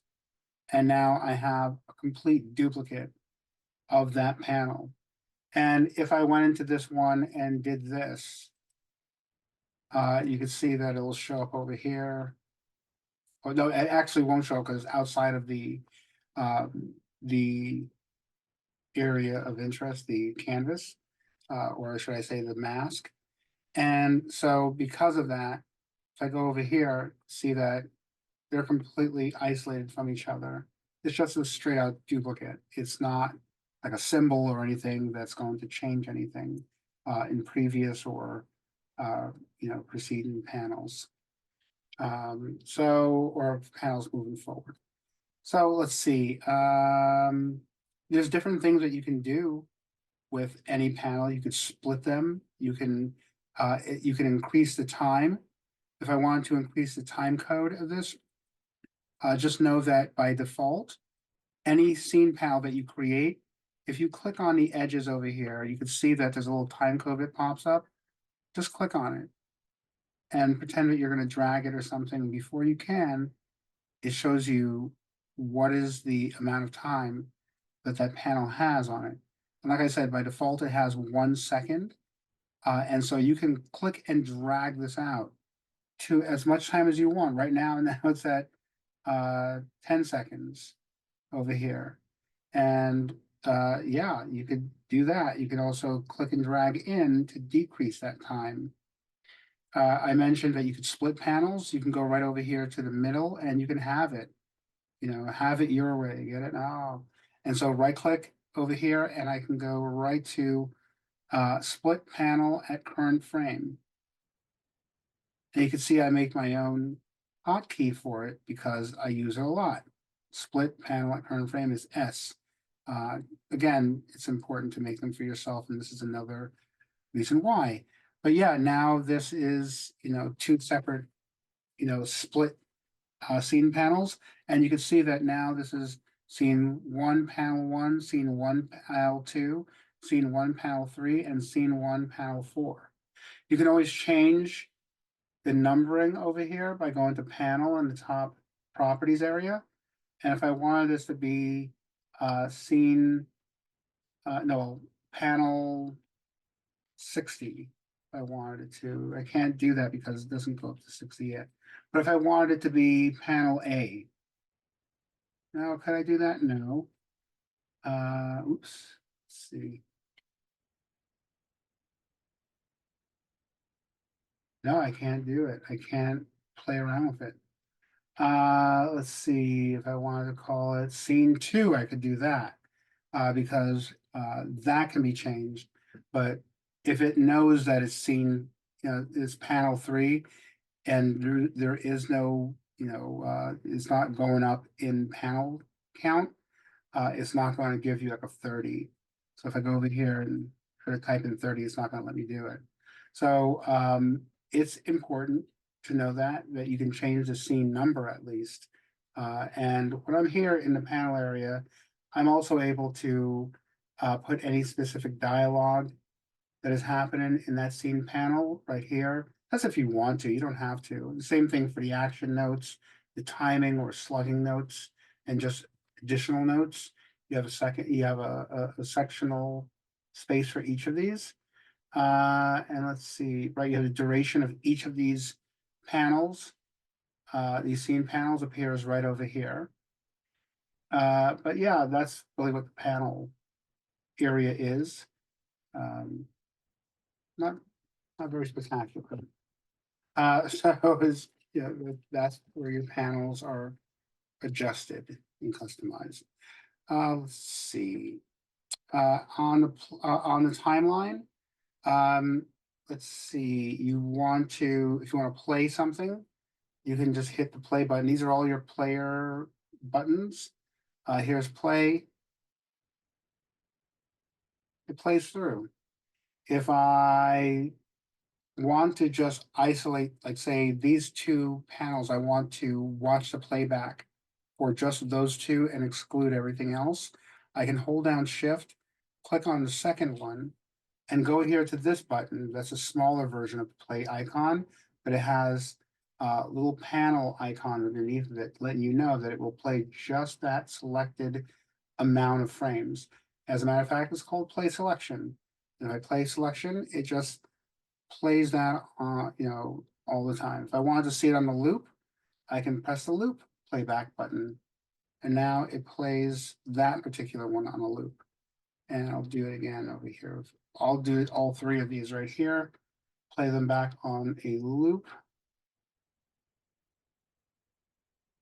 There you go. If this one right here is go to the first frame of the selection. And it just juts, this is the selection right here, this panel. So it just juts to the very front. Not very helpful if you think about it, but there you go. This one right here is panel first frame. So same thing as this actually, and then goes to the very last. Not very helpful again when you can just simply do it by yourself by just doing that. Just dragging the needle header wherever you want it to be. So yeah, it's kind of there for no reason. There's also your onion skin is right here. You can see all the previous things that I've done here. I believe it has a hotkey, right? Option O will turn it on, Option O will turn it off. And you have show previous, and you have show next, and you can, do that by panel count. Like you could see, show me the previous, two panels, or show me that amount of panels backwards. I guess it just has a number of panels that when it hits its wall. Let's see, and this right here, right, this increases the visibility, I believe, of it. Now, what does it do? I've never really had a need for using this particular slider, but it is doing something. So let me see what it does over here.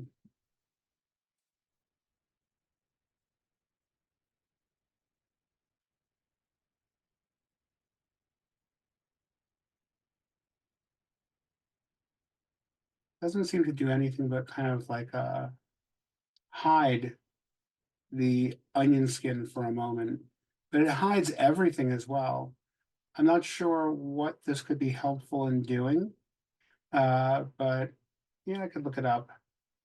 But we're going through everything. Flip forward. That's not very helpful. What is this over here? This is expand onion skin, right? So now you can make your onion skin a little bit longer, I think. But I don't see anything really happening here. Oh, I see it right over here. Expand onion skin. Wow, that's pretty cool. So these are by all the frame counts over here, and this is backwards. Look at that. That's so cool. Well, you could just pick which ones you want to go backwards with. And so, yeah, pretty cool. Which one is this over here? Toggle selected layers only.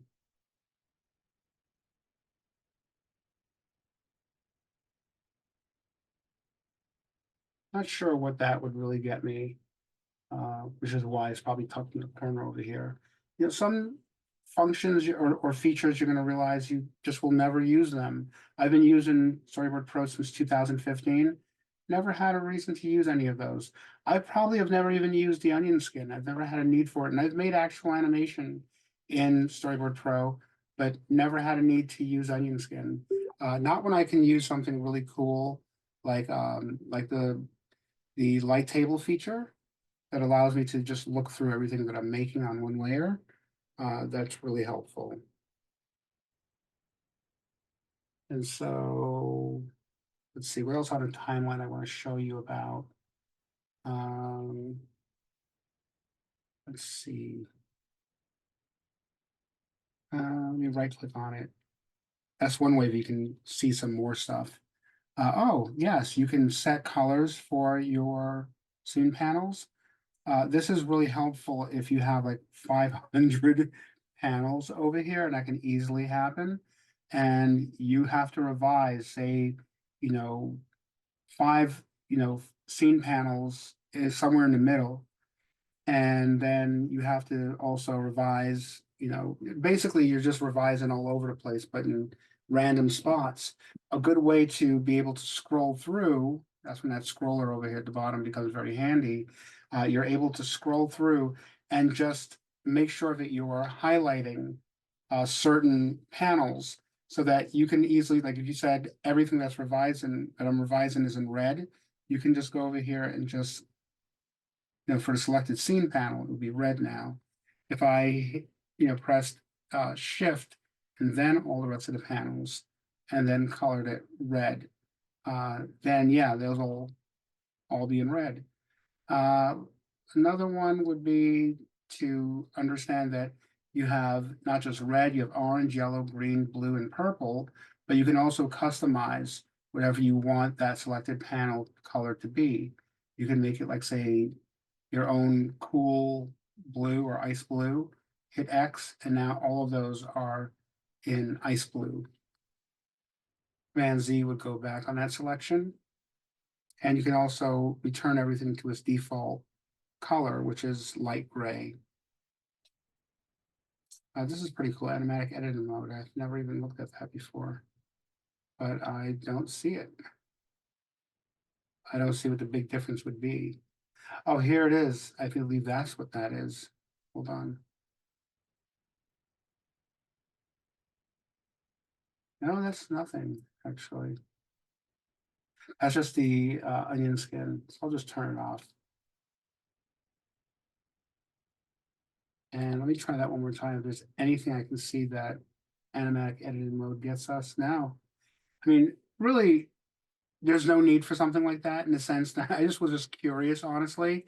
But you're making an animatic if you're in here. You are in animatic edited mode constantly in your session when you're working Storyboard Pro. So I'll look it up. Again, there's so many things that here that you're never going to need. But we're just making a very thorough tour now that we have time to do that in these videos. Let's see. I think there's other ones that you don't really need to know about right now, at least. Delete panels, you already know how to do that. Oh, so here's something interesting that we should talk about. What if you wanted a new scene? Like what if this is scene 2 now? I change it in the panels area, right? But what if I wanted to make a new scene, like a scene 3? I could right click on the last panel and go up to new scene, which is, I set it to be F13 on mine. But now it makes a definitive other scene panel because you can see like a little dent in here is happening. And I thought I had a little magnifier I could show you all of this. You see that my little highlighter is trying to do that, but it can't. All right. Oh, almost. All right, it's not going to work. Anyway, right, so you just have that little dent over there, and it lets you know that that is indeed a new scene altogether. Another way to do it is, what if I wanted this scene to be scene 3? And this already, scene 2, panel 5, I can right-click on it and go to split panel, split current scene.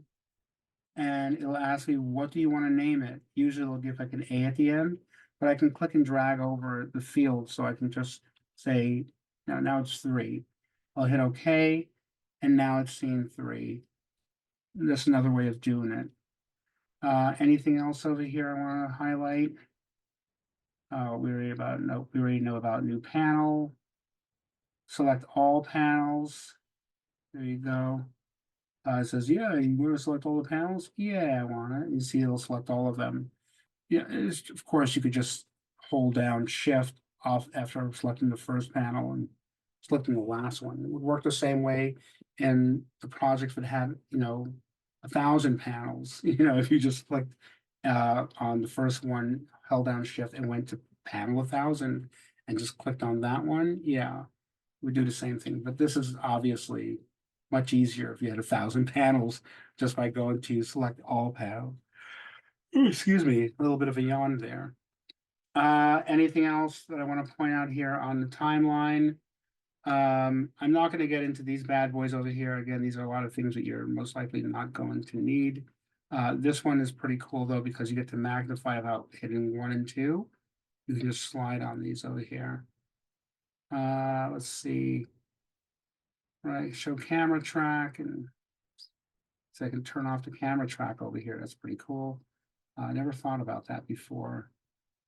Oh, these are all the same things that you'd see that if you put the MP3 in here. And that is overwrite clips. What is that? Snapping. That is audio scrubbing. Wow, they have buttons for those things now. So I'm going to turn those off so we can make a nice test of it. But so far now we've talked about the timeline. And we've talked about scene panels and making panels and duplicating panels. Let's talk about sound now that we're talking about sound. Just know that on your timeline, you have an audio layer. If I'm over here on regular panels, you see that it's fogged out. That's even more driven home that nothing is in here or nothing is being activated really, because we've never actually added an MP3 or anything like that. But you can see that it's really coming down to me actually tapping on it to let it know that I want to do something on the audio layer. I'm going to tap again off of it just to make a quick note over here. If I go up to File and Import, Sound Clips and Record Sound, anything to do with audio, except for audio tracks, I can't bring that in right now. Let's see audio tracks. No, it will. We'll see audio tracks. Yeah, that's a new thing here. Usually when you don't have in earlier iterations, if you don't have this selected, and they're updating this all the time because this was not, something that you could do in Storyboard Pro 22 at the outset. But you saw at the beginning of the video that it was asking me to, add an update. Things like that are, what happens where you're just like, oh, something new has been added, and you look around and you open up for a new session. So yeah, hold on.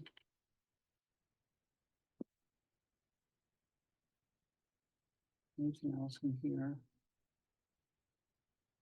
No. Okay. So with audio, yeah, you can just simply go up to File, Import, and regardless if you have one selected or not, it will now give you the option to bring an audio clip in. But until I actually tap on it, I go back into Import. Right, now I can make sound clips. That means I can record right into Storyboard Pro. Say if I just turned on this over here and I just hit record and started talking, watch this. Meow, meow, meow, meow, meow, meow, meow, meow, meow, meow, meow. Now I'll hit stop. Now it'll let me play it. Meow, meow, meow, meow, meow, meow, meow, meow, meow, meow, meow. Now I'll hit stop. And if I liked it, I just called it meow, meow, or just meow, and hit OK. And it says over here, import rule. I can overwrite an existing sound clip, or I can fill the next available frames. That means it'll just really just import it right from the spot that I started recording in the timeline. I'll hit OK, and here it is. But I can just easily click and drag it over, and you'll hear it now over here. Meow, meow. Hold on. Meow, meow, meow, meow, meow, meow, meow, meow, meow, meow, meow. and you can tell it's really low, obviously. So let me just bring this up over here so we have more visibility on this over here. And I'll even press 2 over here so we can make it longer. And you can see there's certain things that have to be, checked off. You see as I'm unchecking them, it just leaves me with a blue band over here. And that's what it would look like if you did the same kind of thing in, Storyboard Pro on your end. Because you're opening it for the first time, you're going to see that you just have like a blue and a teal band over here. And so that's where you'll be prompted to then, or you'd want to do this. So right click, and you're going to click on the first one, show waveform. We get to see the waveform. Right click again, show volume. This little, line going through the center is my volume line. If I want to raise the volume, go up here. Now when I play sound, Meow, meow, meow, meow, meow, meow. and I'll raise it to its highest, I don't think it's going to be much of a difference. Meow, meow, meow, meow. Right. If you want to make a better recording, you just got to speak up. I was just doing a sample over here, but it is pretty darn low. I don't know. I mean, it's just what I'm hearing right now. But it could be pretty loud on your end. So there's other things that you're going to want to have on clip names. There's a clip name over here. That's very helpful if you have several layers. You can make as many audio layers as you want. You can right click over here and say new audio track. And then you can, make a new recording, or you can import a bit of audio. And let's try that. Right click, new audio track. And you don't have to do that either. You don't have to make the new audio track. Just by importing it, it will make it have a new audio track by default. But I'm going to do it this way. I'll go to import audio tracks. I'll click on this little icon of a folder, and it will allow me to then find it in the Finder. And I'm just trying to find anything that's an MP3 here. And just to be sure, the only kinds of audio tracks that you can bring in to Storyboard Pro are MP3s, AIF files, and waveforms, WAV. Let's see, do I have a voice over here? No, that's an M4A. See, an M4A is just like, no, can't deal with that, buddy. So let me find something else. I'm searching, give me a moment.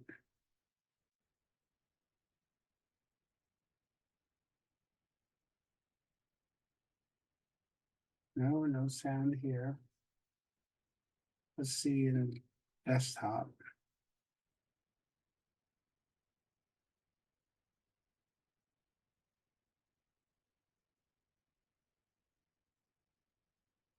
There's one. No, that's M4A as well. Rats.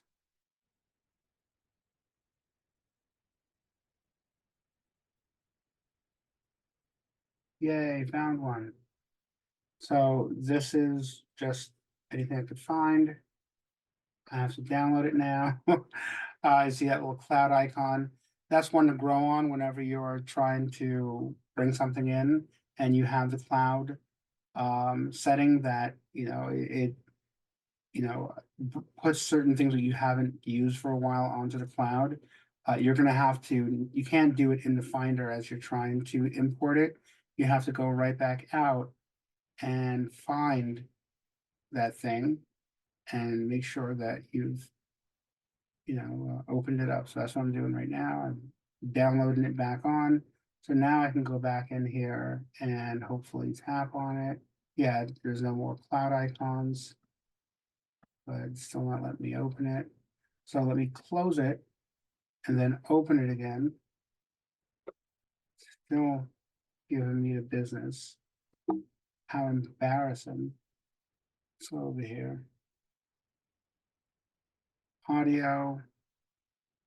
Hey, the audio should work. General. There it goes.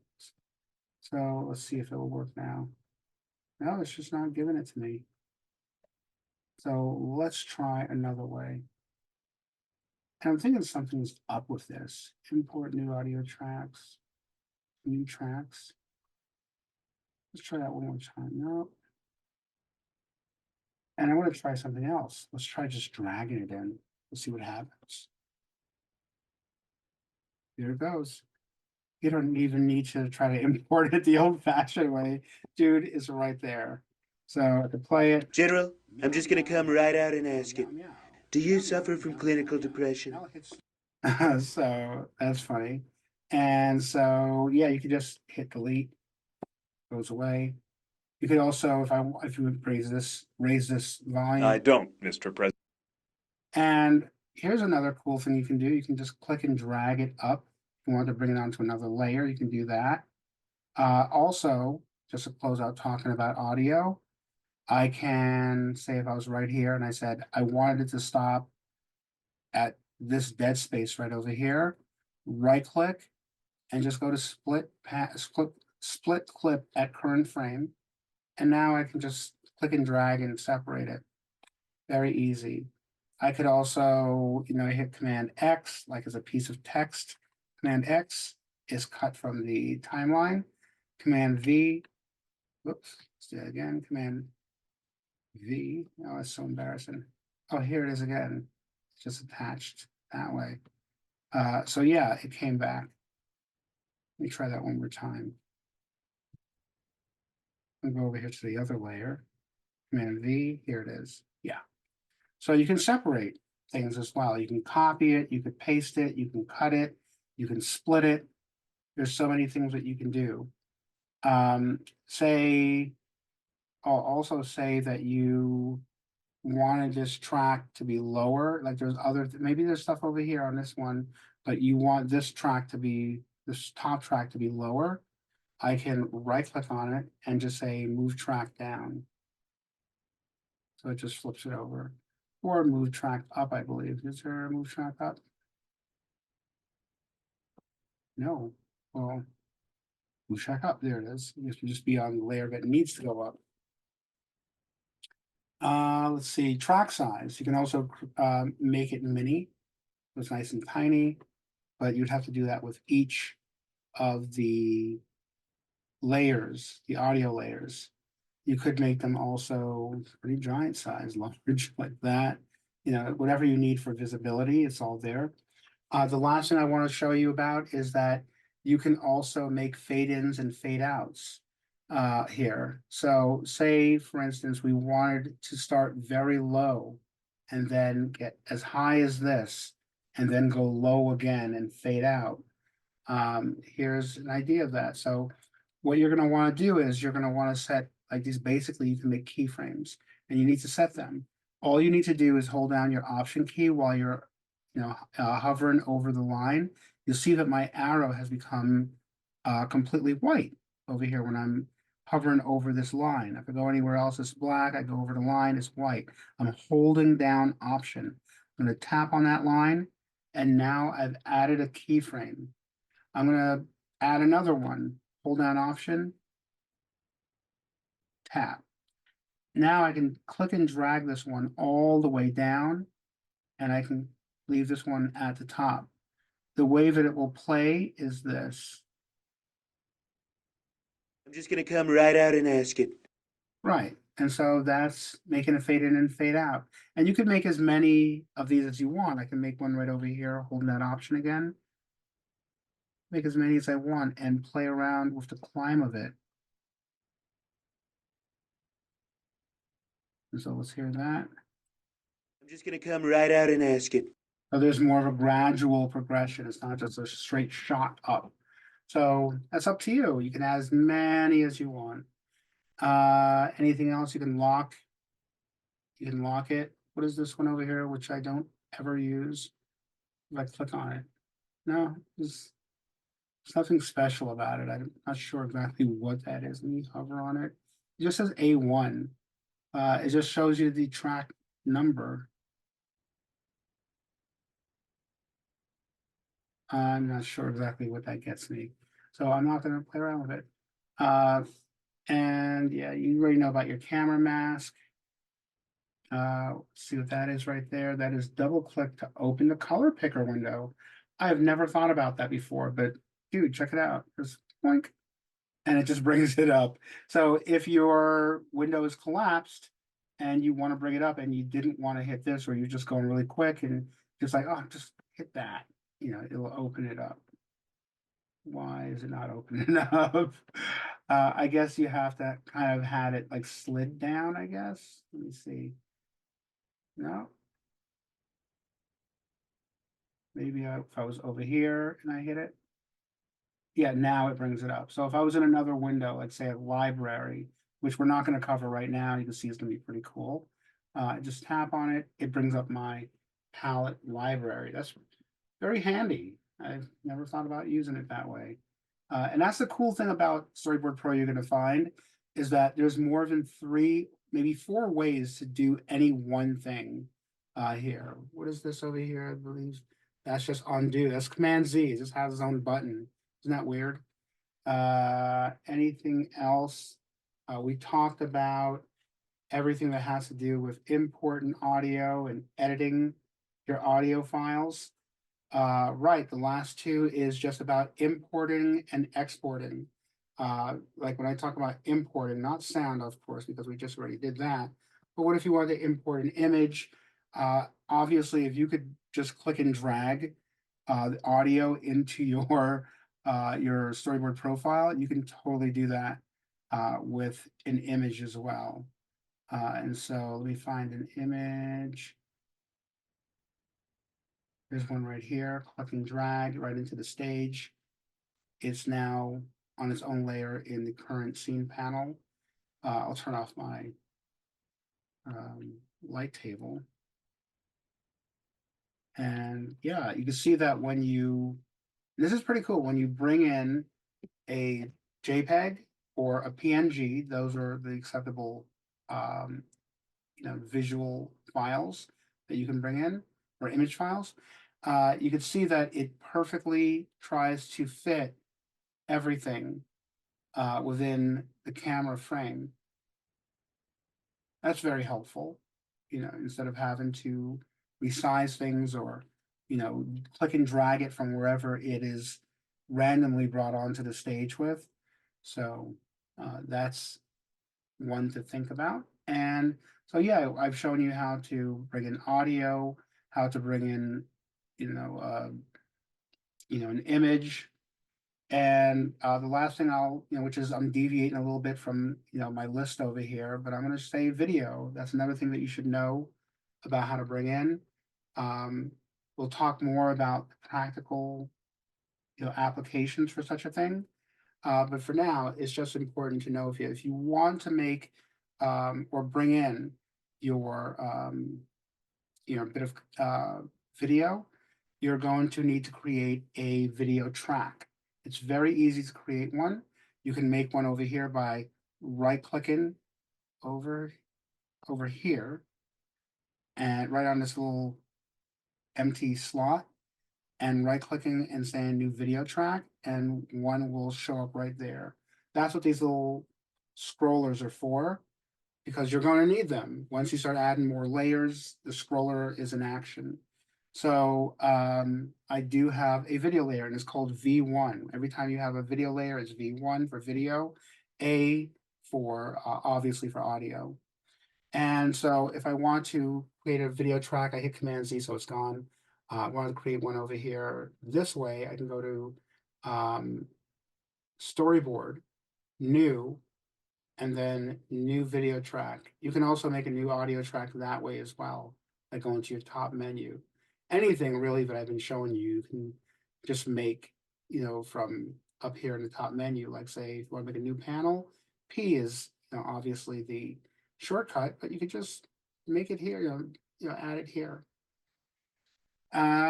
So yes, so let's bring in that new video track. And I'm assuming that you could just now, versions of, yesteryear of Storyboard Pro, you couldn't do it, but now that I've seen that you can actually just, click and drag audio in, which is something that I hadn't thought was possible for a long time. I'm just going to bring in this movie clip of me, but I don't think MOVs can go into Storyboard Pro. I think it's only MP4s. We're going to find out.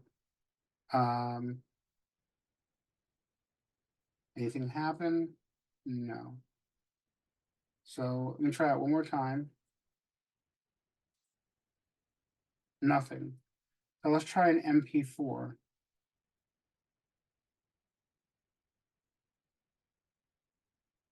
There's one right here, but that's way too long to import. That's the actual video that I'm making for you guys. This is it, a little bit of showing how the sausage is made.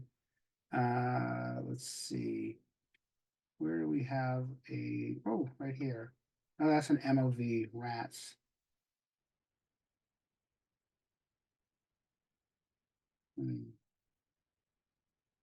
Could I trick this into being an MP4? I could just go inside of here and just press MP4 and hit enter. It'll ask me, hey, do you want to use MP4? I was like, yeah, sure. So it shows me it's a new thing now. So let's see. Let's find that again. Here it is. No, it's totally hip to my my jive over here. So I would have to find a clip of an actual MP4 in order to bring it in. But I could be wrong. Maybe you just can't click and drag one in, even if you had it. So let me just try to, while we're live, try to find something, anything that would be able to let us bring it in. This is an old drive that I have over here. Let's see. There's an MP4.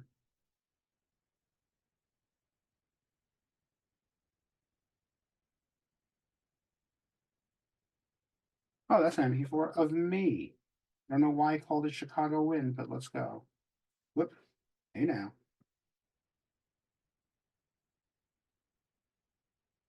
Click and drag. No, it will not do it. It actually really does need to have a video layer. So let's see if I just had a video layer and then I could bring it in. I right clicked over here just to bring it in another way. Let's do it again on the line over here on the line. New video track. And so now I have a video track. And I'm going to click and drag. Oh, not that one. That's going to be too heavy. Let's go back to Chicago Wind. Yep. Presto. You can bring an MP4. Can I bring an MOV? Let's go back.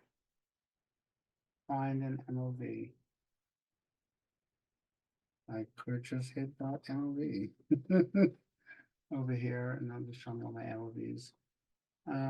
Let's see. Yes, it brings in MOVs as well. I think it's not doing it. Hold on, let's try one more time. Whoop, that's my calendar. You know.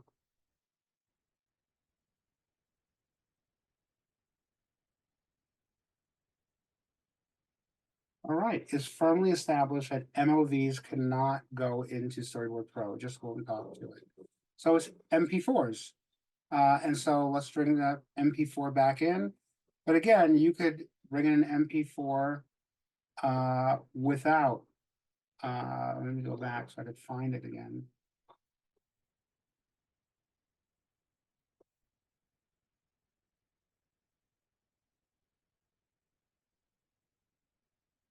And you have to have already created a video track layer in order for it to work.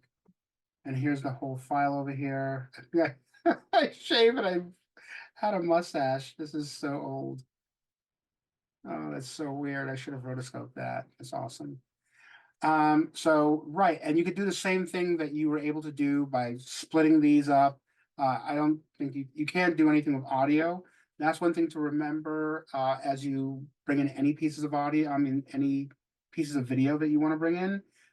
If it had, audio on it, it's stripped out. You'll have to, do something like, if you wanted the audio on it, you'll have to make a separate audio track, basically bring it to GarageBand and, split the audio from it. And then, place both in separately, one on the audio track layer, one's on the video track layer. That's the only workaround there is in Storyboard Pro. Hopefully in the future, they'll be able to correct that. But for now, all you're really able to do is what you were able to do here. You can, split, at certain points. You can, play with the track size. You can play with the alpha, ignore alpha. You can, play with the track transparency. I believe that's just the alpha right there. Let me see, you can move the track down. You can, I guess, deselect clips. Let me try with alpha. This is new over here. No, nothing there.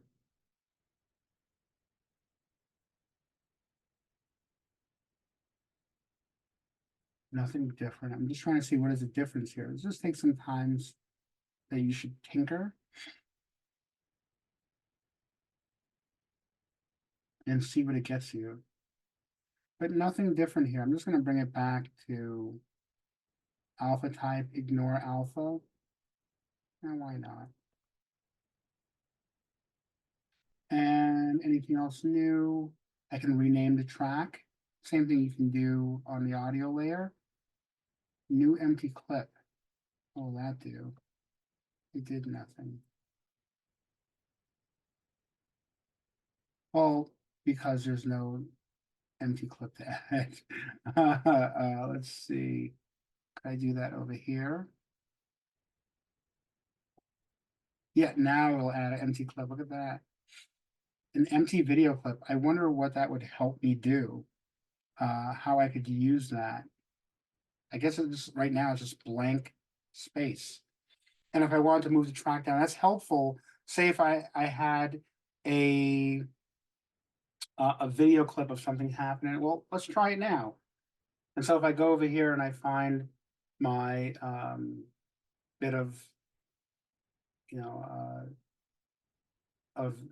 layer asset, I can click and drag it in.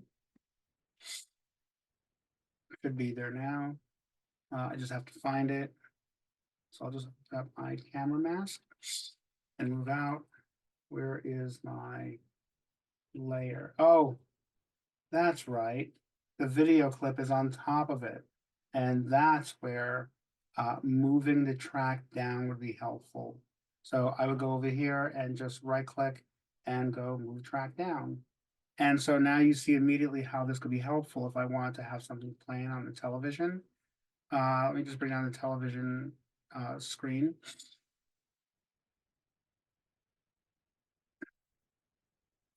Command A. Just bring it down in size. And I can do the same thing for the audio in the video track.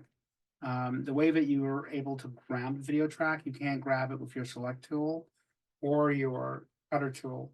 The only way to do that is with your free transform tool. You can see that it shows up. This is your introduction to it, but we're not going to do anything special other than just to use it to, resize.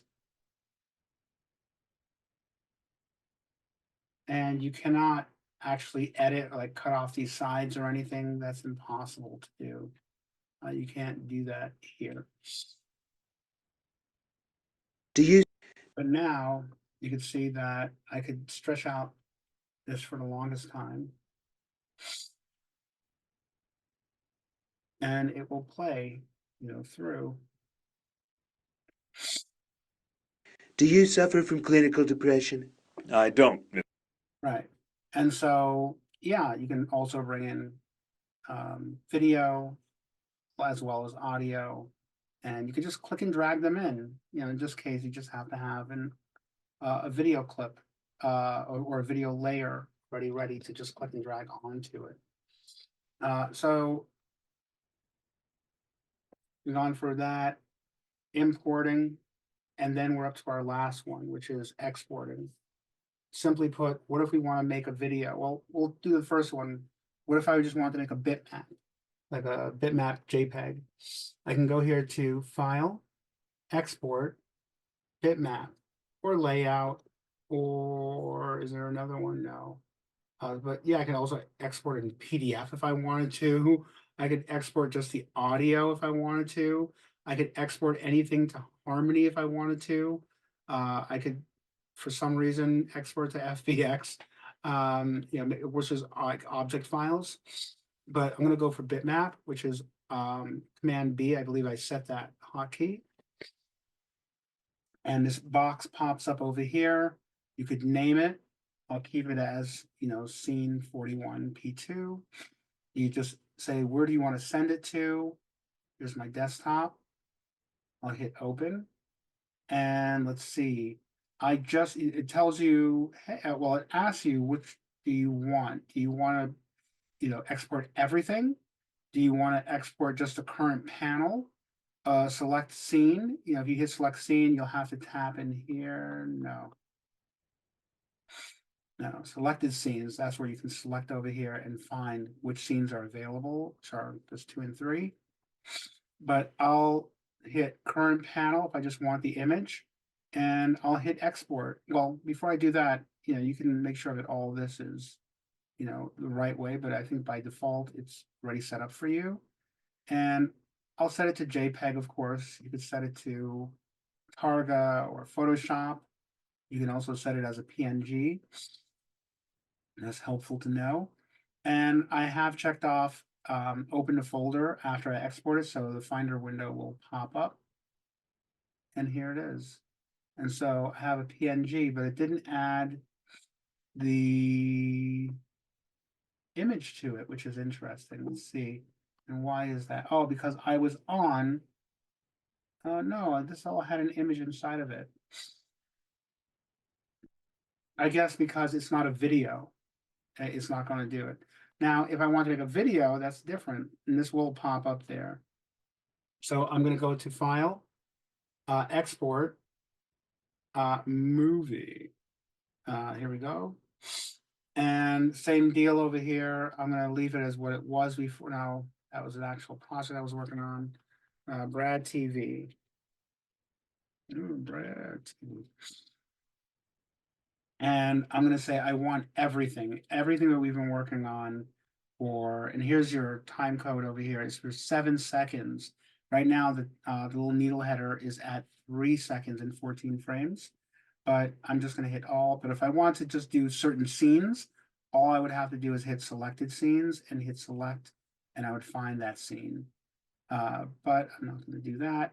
I'm just going to hit all, or I could have done just that one panel. I'm going to hit all. And I'm going to my desktop, and it's a QuickTime movie, and all of this is correct.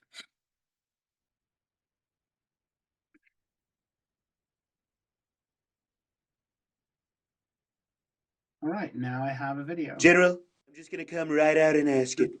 Do you suffer from clinical depression? I don't, Mr. President. General? That's so weird how that all came together kind of organically to make something really offbeat. But okay, so we'll go into more things like, how you can flip this over, like that, using your layer transform tool. We're going to talk about the layer transform tool in the next video. We're going to talk about the camera tool, which is really fun. I believe we should have covered it here, but there was so much to cover. This is like a 2-hour video at this point. And we're going to cover just making stuff move. We're going to talk about also making simple rigs and groups, using groups really, to make those simple rigs of characters and reusable art. So you don't have to draw all the time. You could draw it once, save it as a library. We'll talk about the library, which is where all of your rigs and your reused assets will go. Let's see what else we should cover. Well, we'll talk about more stuff, but those are the most important things to talk about. And like say in the third video, we'll start getting into the 3D camera, 3D objects and stuff like that. And we'll have more fun rocking and rolling in those experiments. So until then, I hope that you found this video, helpful, and that it helps you to really start moving in Storyboard Pro for yourself. But don't be afraid to tinker, and that's what makes up any animator. We're eternal tinkerers. We want to know how things work. You see how I was coming across features that I hadn't thought about using ever, and just clicked on it. The worst that you could do is make a mistake and you get Command Z and go back and start all over again. And so that's it. I'll catch up with you guys soon. Have a great weekend. If you still are stumped on something, either check your syllabus first, see if you can answer, just check throughout the whole syllabus at the bottom, especially if you're looking to see what are we supposed to be up to. But if you still have a question, you can always reach out to me. It's not a problem, even if it's the weekend. So brodriguez2@sva.edu is the simplest way to get me. And I swear I will never come in a mustache. That was for a goof around the house. So that's it. Talk to you guys soon. Catch you on the flip flop. Enjoy your weekend.